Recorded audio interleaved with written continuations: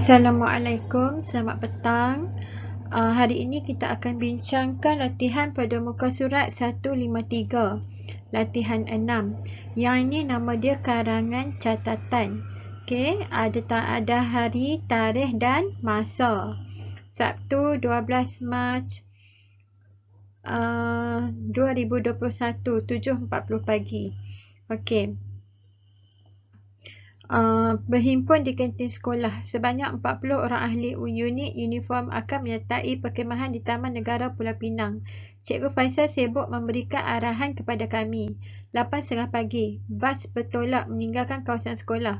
Sepanjang perjalanan kami menyanyi dengan iringan petikan kita Cikgu Jamil. 10.30 pagi, sampai di tapak perkhemahan, kami diarahkan mengangkut segala peralatan seperti kemah, peralatan masakan dan bekas makanan. Setiap kumpulan memasang kemah dengan bantuan guru-guru. Beberapa orang murid perempuan dengan bantuan Cikgu Ruhaida dan Cikgu Azrin sibuk memasak untuk makan tengah hari. 1 tengah hari, makan tengah hari. Walaupun hanya berlaukkan sardin dan telur goreng, kami makan dengan begitu berselera. Selepas makan, kami berehat. 2 petang. Di bawah meredah hutan, perjalanan agak sukar. Pegawai Jabatan Hutan Taman Negara Pulau Pinang yang mengetuai kami turut menerangkan beberapa jenis pokok dan kegunaannya. Tiba-tiba kami terdengar jeritan. Rupanya beberapa orang budak perempuan terserempak dengan seekor biawak bukit. Kembali ke tapak perkhemahan, Cikgu Faisal memindahkan kami mandi di sungai. Kami bersorak kegembiraan. 8 malam, makan malam. Sambil makan, Cikgu Faisal memuji kerjasama yang kami tunjukkan setakat ini.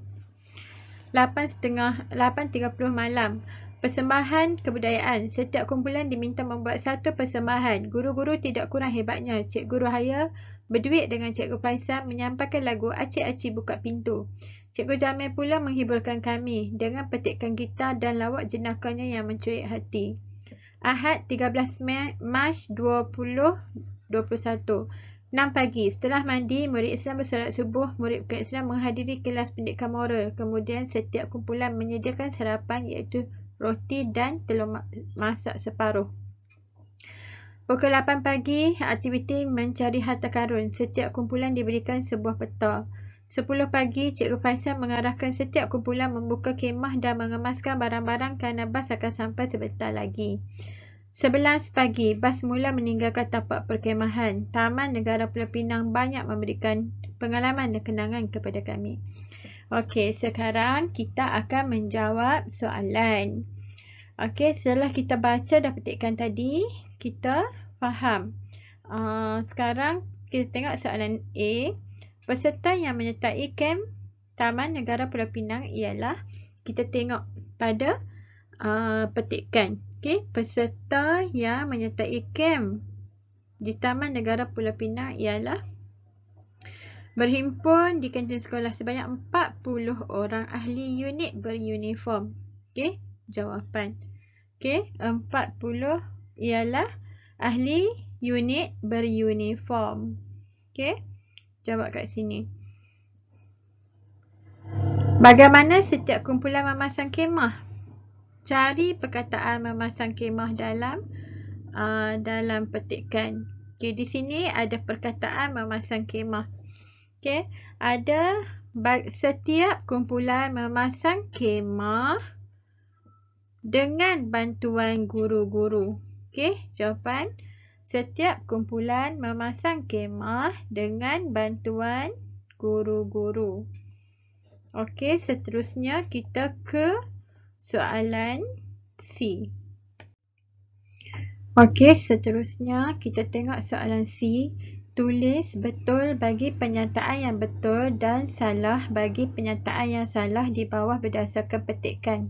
Bas mula meninggalkan tapak perkhemahan Taman Negara Pulau Pinang pada pukul 11 pagi. Kita tengok balik dalam petikan. Dalam petikan kita jumpa pada pukul 11. Bas mula meninggalkan tapak perkhemahan. Okey, jadi ni betul. Okey, jadi kita tulislah betul kat sini. Okey, Cikgu Ruhaya berduet dengan Cikgu Ruhaida menyampaikan lagu Acik-acik buka pintu. Cikgu mana? Cikgu Ruhaida ni dia berduit dengan siapa? Betul ke? Acik-acik buka pintu, siapa yang berduit dengan siapa? Acik-acik buka pintu, Cikgu Rohaya berduit dengan Cikgu Faizal. Jadi, ni salah. Okey. Perkhemahan unit beruniform di Taman Negara dijalankan selama 2 hari 1 malam. Okey, daripada hari Sabtu sampai hari Ahad. Okey, betul. Okey, pada pendapat kamu, apakah kebaikan menyertai aktiviti perkhemahan? Yang ni kamu fikir dua faedah. Jadi, pada pendapat saya, kebaikan menyertai aktiviti perkhemahan ialah apa dia bagi? Contohnya, kalau cikgu akan bagi pendapat, aktiviti perkhemahan ni dia menyebabkan kita pandai berdikari. Selain itu, ia juga aktiviti perkhemahan ni juga mengajar kita untuk bekerjasama dalam kumpulan. Jadi cikgu jawab macam ni. Pada pendapat saya, kebaikan menyertai aktiviti perkhemahan ialah membina keyakinan diri pun boleh. Okey. Jadi pada pendapat saya, apakah kebaikan menyertai aktiviti perkhemahan ialah menyemai semangat kerjasama pun boleh. Okey. Lepas tu kita titik. Selain itu, aktiviti perkhemahan ini mengajar saya untuk belajar berdikari.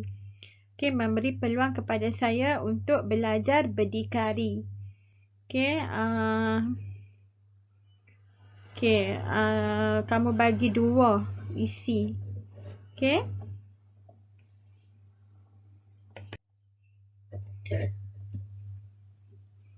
Seterusnya, untuk latihan 7,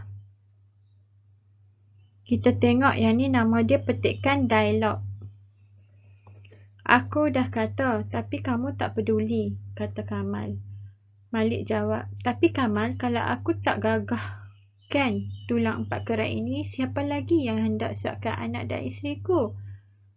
Lepas tu Kamal jawab, ya benar, tapi kamu pun tahu sekarang musim angin monsun timur laut. Malik, jangan kamu nak bersyarah di depanku. Kamal, selama ini ada saudaraku yang ambil tahu tentang susah senang kami sekeluarga. Lagipun masa aku keluar, keadaan laut tenang saja. Kamal, aku kan ada, Malik. Bukan kamu tak kenal aku. Sejak dulu lagi aku anggap kamu sekeluarga sebagai saudaraku.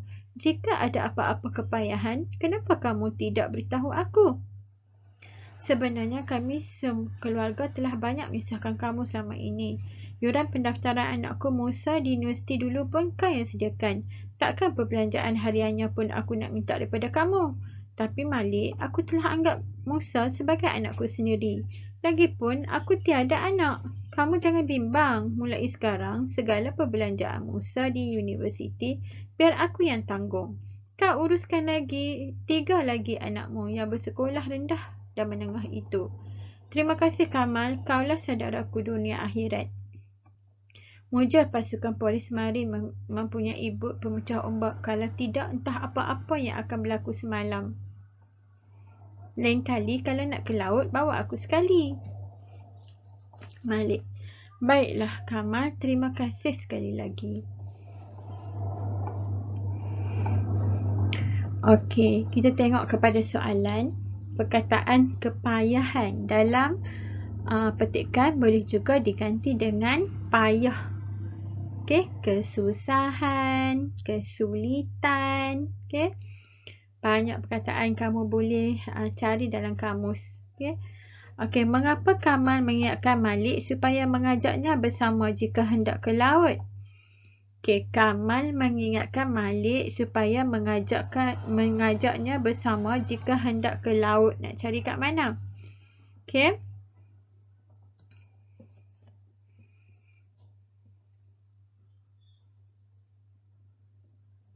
Okey, kat mana kita nak cari? Okey, sebab apa? Sebab apa Kamal ni? Mengapakah Kamal mengingatkan Malik supaya mengajaknya? Sebab apa? Cari di mana?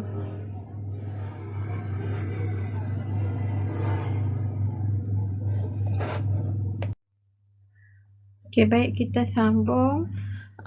B. Mengapakah Kamal mengingatkan Malik supaya mengajaknya bersama jika hendak ke laut? Okey, yang ni kita boleh cari di sini, tapi kita kena buat ayat sendiri. Kamal mengingatkan Malik supaya mengajaknya bersama jika hendak ke laut kerana, okey, kita fikirkan sebab apa. Okey, kamu fikir kenapa ada kat sini, kat ruangan ni. Okey, apakah kebaikan pasukan polis marin? Kebaikan pasukan polis marin ada di sini. Okey, kamu buat ayat sendiri. Kebaikan pasukan polis marin ialah, okey, D. Adakah Kamal akan dapat membalas budi Malik pada masa akan datang? Mengapa? Okey, siapa dalam ni? Kamal ni dia banyak terhutang budi kepada Malik. Okey. Jadi kalau kita baca, kita dapat tahu banyak perkara yang menyebabkan dia akan membalas budi Malik ni. Okey, jadi adakah Kamal akan membalas budi Malik pada masa akan datang? Ya, Kamal akan membalas budi Malik pada masa akan datang kerana kerana apa dia kena balas budi? Okey, kita baca dalam petikan ni, kita tahu kerana apa. Tapi ayat kamu mesti mula dengan ya. Kamal akan membalas budi Malik pada masa akan datang kerana. Okey. Seterusnya, latihan 8. Latihan 8 ni, yang ni nama dia sajak.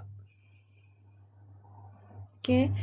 Ayah, beribu kata telah kau ucapkan, beribu cinta telah kau berikan, beribu kasih telah kau curahkan hanya untuk anakmu.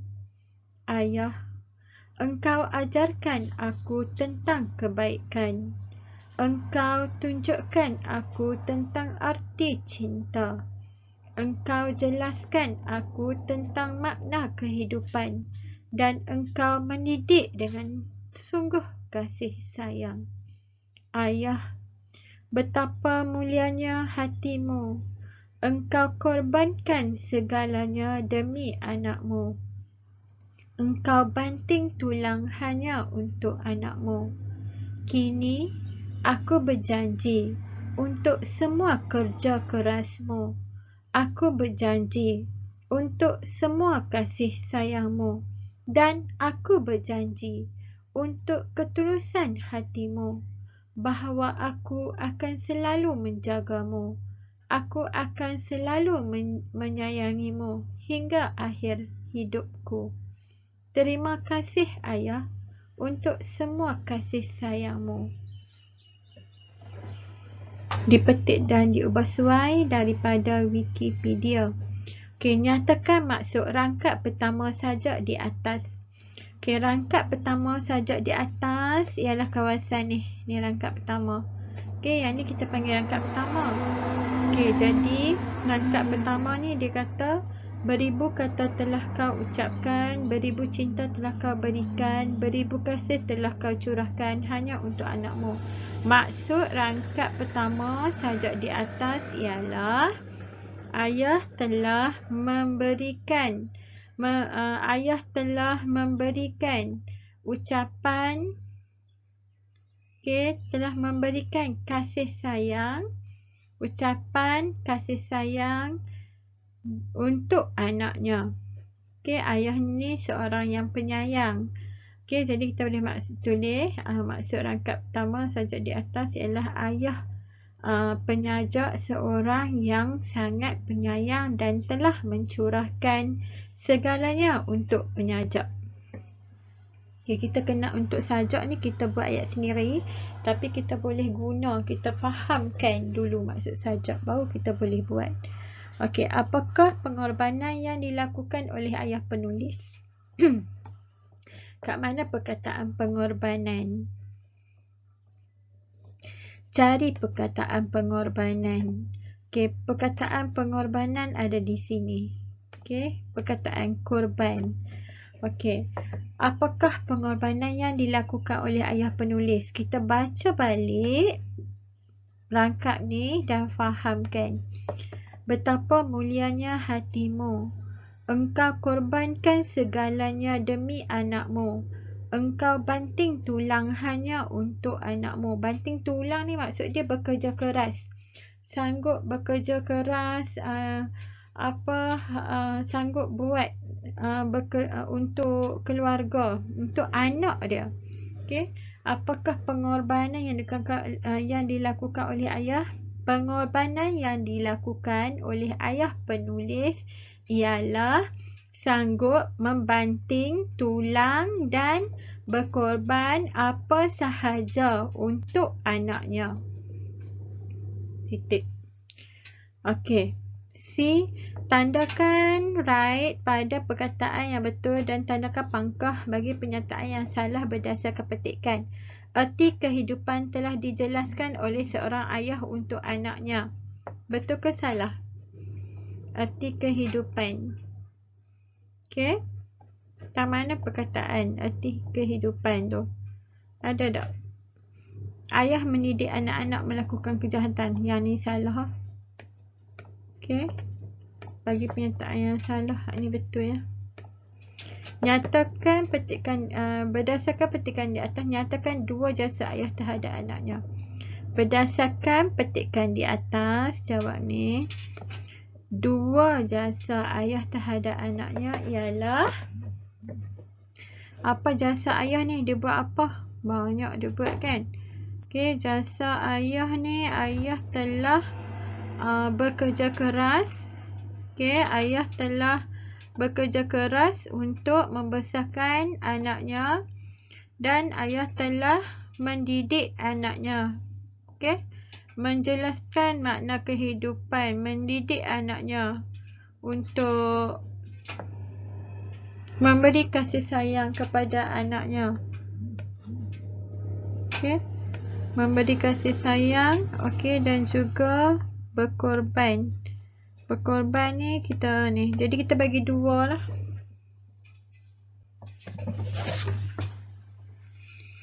Berdasarkan petikan di atas, dua jasa ayah terhadap anaknya ialah sanggup bekerja keras untuk membesarkan anaknya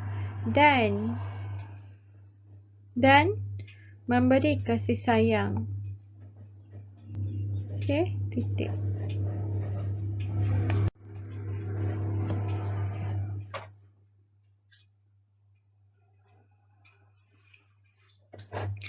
Latihan 9.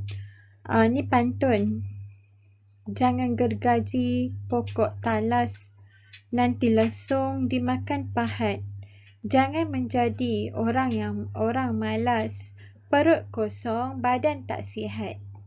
Bintang 7 sinar berseri, bulan purnama datang menerpa. Ajaran guru hendaklah dicari, apa yang dapat jangan dilupa. Terang bulan di malam sepi, cahaya memancar ke pokok kelapa. Hidup di dunia buatlah bakti kepada saudara, ibu dan bapa. Apakah maksud baris pantun hidup di dunia buatlah bakti? Maksud baris pantun, apa maksud dia buat hidup di dunia buatlah bakti? Apa maksud bakti? Bakti ni adalah buat kebaikan, ya, buat kebaikan, bantu orang, tolong orang. Okey.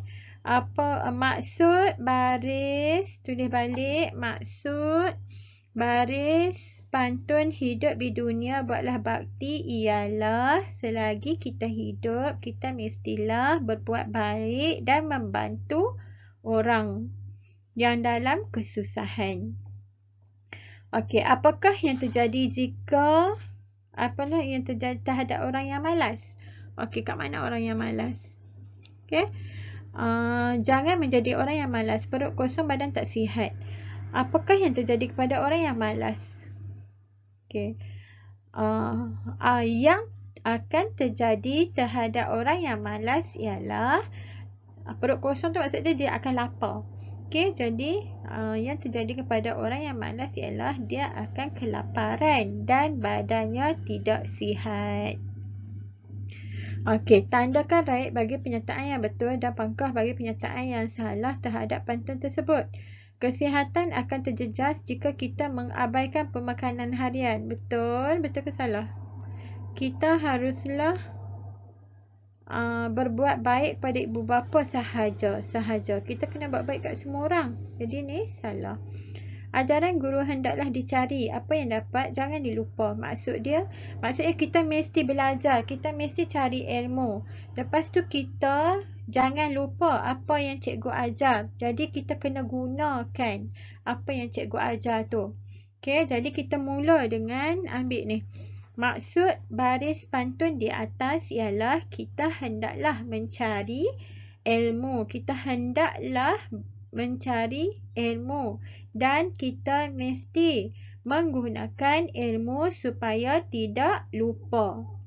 Okey, jadi kita kena bina ayat yang lengkap.